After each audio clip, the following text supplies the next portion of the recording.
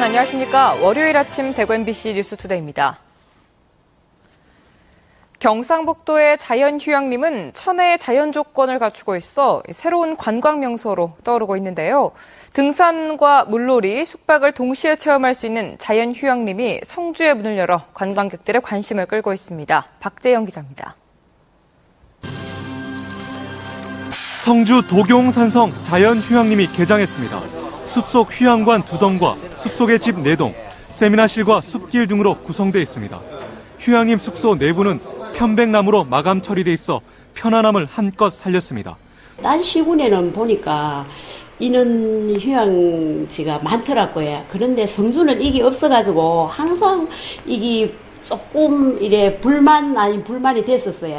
도경산성 자연휴양림은 성주호 아라월드 수상모험 레포츠 시설과 연계한 체류형 휴양림으로 등산과 수상 물놀이, 숙박까지 할 수 있어 지역 경제에도 큰 도움을 줄 것으로 기대를 모으고 있습니다. 서부 지역의 관광 문화가 조성이 되어서 주민 소득에도 상당한 효과가 있지 않을까 그렇게 확신을 하고 있습니다.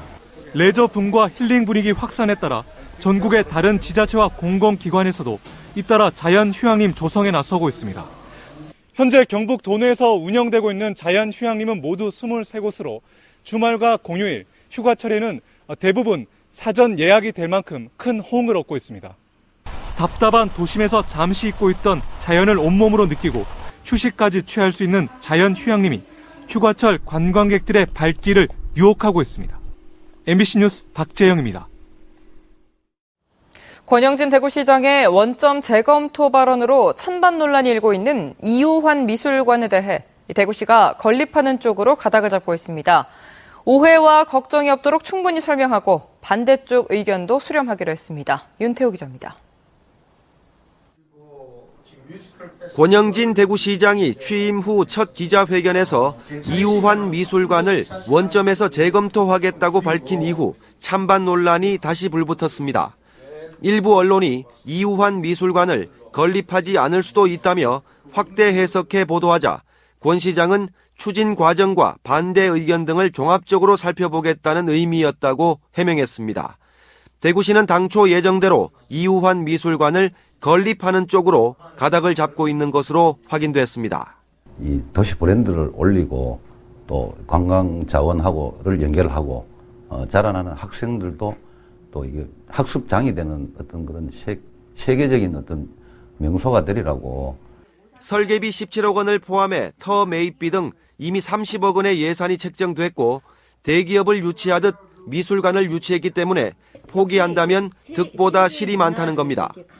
미술관 유치 과정에서 작품 수집 문제를 명확하게 밝히지 못한 것은 아직 마무리가 덜 됐기 때문이라며 큰 돈을 들이지 않고 세계적인 작품을 모을 수 있을 것이라고 밝혔습니다.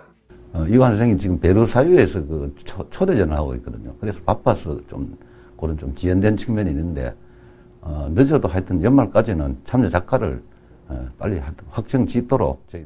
대구와의 연고성 논란과 관련해서는 세계 유명 미술관들이 대부분 작가의 연고지를 따지지 않는다며 큰 틀에서 이해해 줄 것을 당부했고 이인성과 이쾌대 등 대구가 낳은 거장들의 작품도 상설 전시장을 검토하는 등 반대 의견에 대한 대책도 마련하기로 했습니다.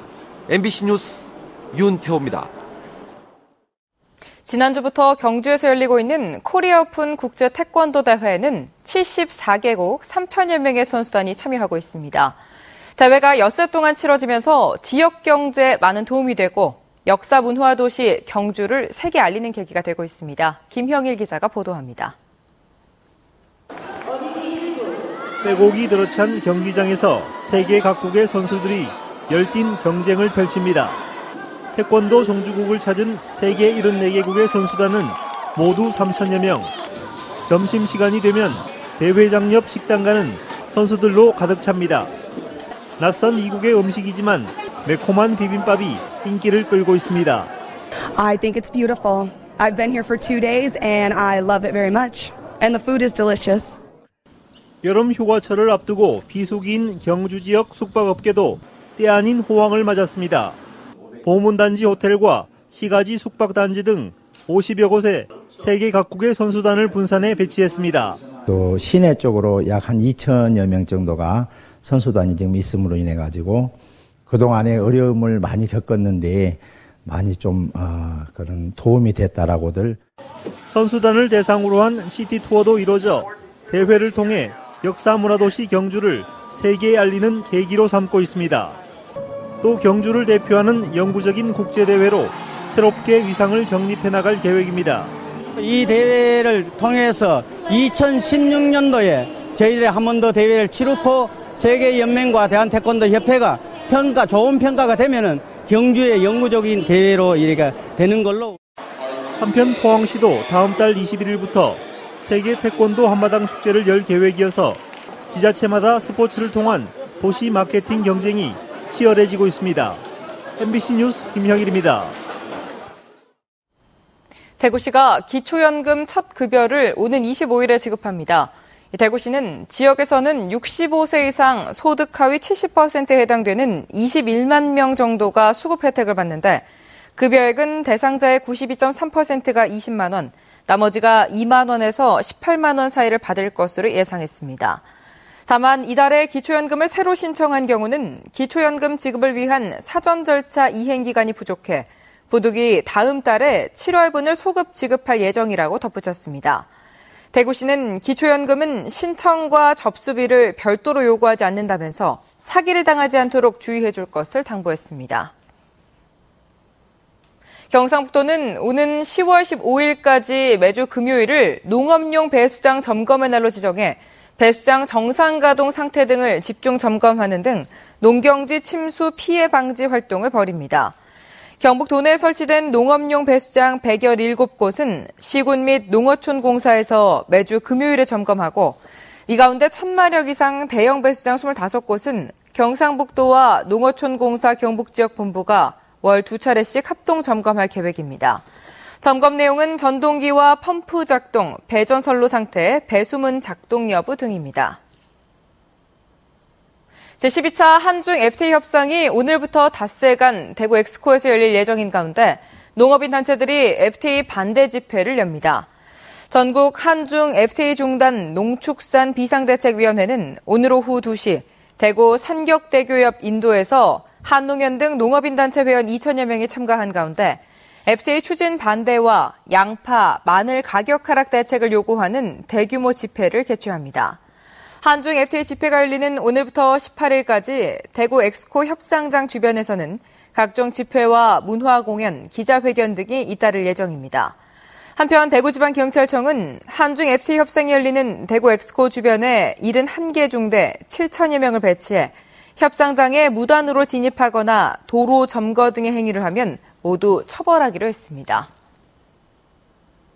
한편 이에 따라 대구 지역 일부 시내버스가 우회 운행합니다. 대구시는 오늘 오후 2시부터 저녁 7시 사이에 산격대교 4거리에서 공산수원지 3거리, 거평 3거리에서 전자관 4거리, 산업용재관에서 산격 119 안전센터 사이에서 교통통제가 이뤄져 이 구간으로 가는 15개 노선의 시내버스가 우회 운행한다고 밝혔습니다. 이에 따라 이 구간으로 가는 시내버스를 이용할 시민들은 시내버스 승강장과 시내버스 안에 붙여놓을 우회 운행 안내문이나 대구시 노선 안내 홈페이지를 미리 살펴봐 줄 것을 당부했습니다. 교육부와 한국장학재단은 과거 고금리로 학자금을 대출받은 대학생들에게 저금리로 전환하는 사업을 시행하고 있습니다. 저금리 전환대출 대상자는 2005년 2학기부터 2009년 2학기까지 학자금을 대출받은 54만여 명이며 이율은 최고 7.8%에서 모두 2.9%로 인하됩니다. 운영은 내년 5월까지 8차례에 걸쳐 한시적이며 1차 신청은 오는 17일까지 한국장학재단 홈페이지를 통해 하면 됩니다. 한편 2014학년도 2학기 등록금과 생활비 대출 신청이 오늘부터 시작됐으며 금리는 2.9%입니다. 부동산 정보업체인 부동산 서버에 따르면 상반기에 분양한 아파트의 순위내 마감률이 가장 높았던 지역은 대구로 85.7%를 기록했습니다. 이는 전국 평균인 54%보다 32%포인트가량 높은 수치입니다. 대구에서는 상반기에 아파트 21개 단지가 공급돼 18군데가 순위 안에서 마감됐고 이 가운데 12곳은 1순위에서 마감했습니다. 경북은 16곳 가운데 56%인 9곳이 순위 안에서 마감됐습니다. 대구 신천 물놀이장이 오늘 19일 개장합니다. 대구시설관리공단은 대구 신천 용두 일보에 물놀이장을 설치해 오늘 19일부터 8월 말까지 매일 오전 10시부터 오후 7시까지 무료로 운영합니다. 가창된 물을 매일 5만 톤에서 10만 톤 정도로 흘려 수심을 40에서 80cm 정도로 유지하고 안전요원도 배치할 계획입니다. 시민들의 편의를 위해 주차장과 탈의장, 화장실도 설치하고 수돗물도 공급할 예정이지만 취사 행위는 금지합니다. 동화사 통일대불이 오늘 19일부터 24시간 일반인들에게 개방됩니다. 팔공총림 동화사는 통일대불을 불자들과 대구 시민들의 힐링 공간으로 활용하기 위해 이달 19일부터 24시간 개방하기로 하고 이를 기념하는 산사음악회를 19일 저녁 7시부터 통일대불 마당에서 열기로 했습니다. 또 19일부터 저녁 7시 이후에는 동화사 입장료를 받지 않기로 하는 한편 낮에도 동화사 입장료를 받지 않는 방안을 추진하고 있다고 밝혔습니다. 하지만 동화사 대웅전은 스님들의 수행을 위해 개방하지 않기로 했습니다.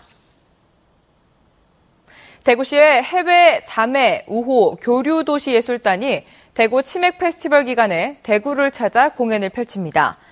대구시에 따르면 이번 공연은 오늘 17일 오후 6시 두류 야구장 치맥 무대, 18일 저녁 6시 반 두류 야외 음악당에서 있는데 히로시마 등 5개 도시에서 70여 명의 대표단과 예술단이 참가합니다. 특히 히로시마시에서는 시장과 시의회 의장이 함께 방문해 대구시장과 시의회 의장을 예방하고 교류 협력 방안도 논의합니다.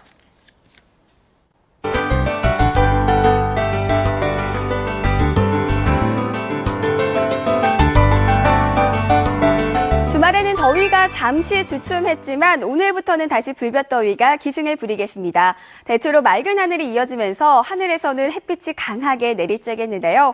오늘 대구의 낮 최고 기온은 33도, 안동은 32도까지 오르며 어제보다 2에서 3도가량 높은 기온이 예상됩니다. 때문에 자외선 지수도 매우 높은 단계까지 오르는 만큼 외출하실 때는 자외선 차단에 신경 쓰셔야겠고요. 또 2시에서 4시 사이에는 야외 활동을 자제하시는 게 좋겠습니다. 현재 제주도와 남해안 지역을 따라 구름이 끼어있는 모습입니다. 오늘 우리 지역은 고기압의 가장자리에 들면서 가끔 구름 많겠지만 대체로 맑은 하늘이 이어지겠는데요. 다만 아침에는 안개가 짙게 끼어있는 곳이 있겠고 또 낮 동안에도 옅은 안개와 먼지가 뒤엉킨 연무 현상이 나타나는 곳이 있겠습니다.